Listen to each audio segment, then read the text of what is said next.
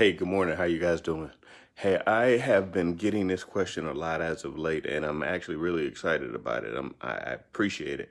Um, and I apologize. I didn't, the person who sent the question, I apologize. I did not send you a direct written response, but to be honest with you, I'm actually in class.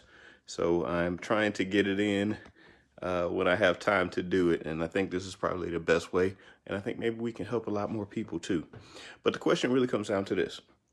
A young lady contacted me and said, Jimmy, uh, I have completed all of my courses. I'm ready to go, but I'm having a problem finding a mentor.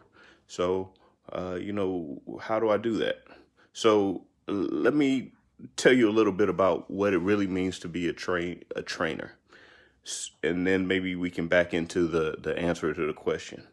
When an appraiser decides to bring on a trainee, they also bring on the additional liability associated with that trainee. That means that while you're learning, if you do something that is incorrect or whatever, it's on the trainer. That's just the way it is. In most situations, at least it was in my case, in most situations, the trainer and trainees, they don't necessarily have a work contract, or if they do, the trainee is not an employee directly of the trainer. So essentially, you have this person that's out there that's doing stuff in your name, but you don't really have any legal or binding connection to them. So it makes it a little tough. So to be quite frank, a lot of appraisers don't really want to train. And it makes sense, right? Why increase your liability with with without getting a lot more for it in general? Well, that said, that is the backdrop that you have to deal with, and it's even intensified now where, quite frankly, appraisers are being sued a lot. So for little stuff that, it's like that stuff that comes back like, well, I didn't like the value that you give, so I'm going to sue you, or I'm going to try to get you get this licensed or whatever because I didn't like the value. Well, that's people's right, of course, but that's not really, it just adds another layer of complexity. Okay. So let's get back to the original question. How can you find a mentor or trainee? Well, first and foremost, you got to understand what I just told you, which is that hiring a trainee or bringing on a trainee, it's not all good. It's not all roses, right? It's not all rainbows and roses. It comes with a lot of hurdles and a lot of long-term hurdles. So when you speak with someone about that, you have to impress upon them that you understand that, and that most importantly, you're not going to put them in a position where they're going to regret even meeting you. Okay, that's really what it comes down to. So how did I find a mentor?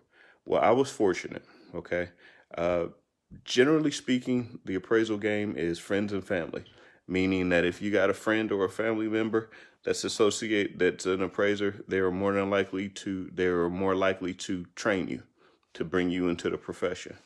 Uh, that is probably going to change a little bit, but it's not changing that much. Okay. I was fortunate. I didn't have a family member, but I did have a friend of a friend that was an appraiser that I actually knew. So he became a friend, I guess. And I knew him. And even though he was out of state, he was from my home state of Michigan. So he was able to put me in contact with another appraiser. Good news is this other appraiser, I had already had a couple of different contacts with him because he was one of my instructors. So basically what it came down to is the owner of the school had good things to say about me. When I was in class with this gentleman, I'd like to think I performed at a high level. And three, one of his close friends recommended me out of the blue. So I was able to piece all three of those together And he, was able to make the decision that, hey, Jimmy's not such a bad guy. Maybe I should give him a shot. Maybe he won't embarrass me and be a waste of my time. If you know my mentor, that was probably more likely what he was thinking. And that's okay.